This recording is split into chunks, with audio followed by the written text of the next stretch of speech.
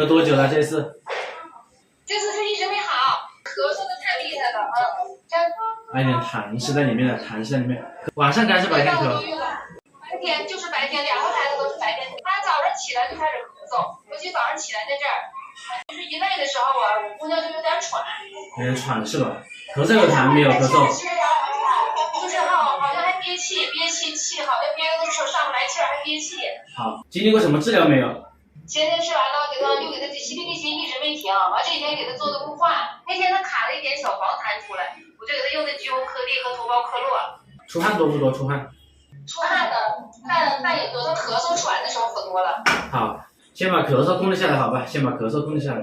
先把咳嗽弄下来啊！我现在主要是治咳嗽化痰，他痰可多了，卡不出来似的，就想完还憋气。一累就憋气，喘。对。你女儿咳嗽主要是脾胃比较虚弱的，脾胃虚弱就生痰了，痰就一直化不掉，储在肺里面，所以才一直咳嗽有痰了。先开3副药过来。先开3副我优特外。他这2天我在家吃什么呀？